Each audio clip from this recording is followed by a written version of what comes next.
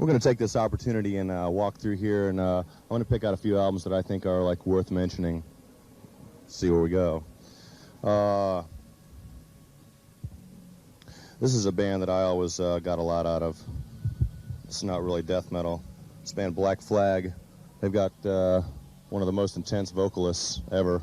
His name is Henry Rollins, and that was a real influence to me when that first came out. They had a couple other lineups before this, a couple other singers, but no one quite so extreme as Henry.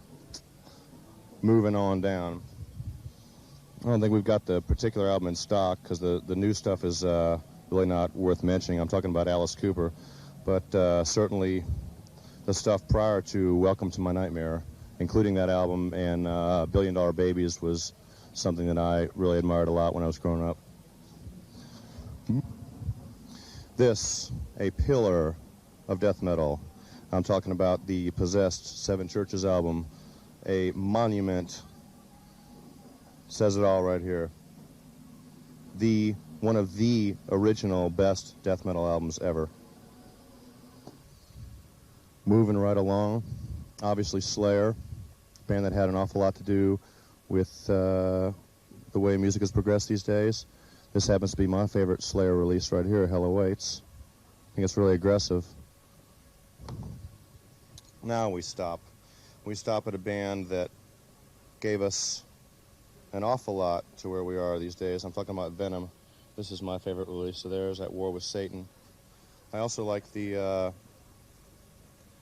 have a single that they did, 12-inch single called Manitou, and that's a song that I always liked an awful lot.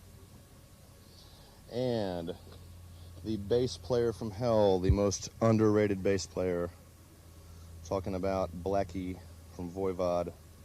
This is an extremely intense album right here from a bass player's point of view. One of my favorites. And what a god he is. And that just about wraps it up, but we're going to walk up here up front.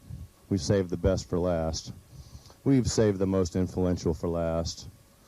We have saved the most monumental, the most feelingful for last. And I'm talking about none other than Tony Iommi, Terrence Geezer Butler, Bill Ward, and of course vocalist Ozzy Osbourne. And this says it all. The new Black Sabbath box set has all the early stuff on it. And what can I say? They are responsible for metal, period. They're it. That's them right there. And there you have it. Thanks a lot.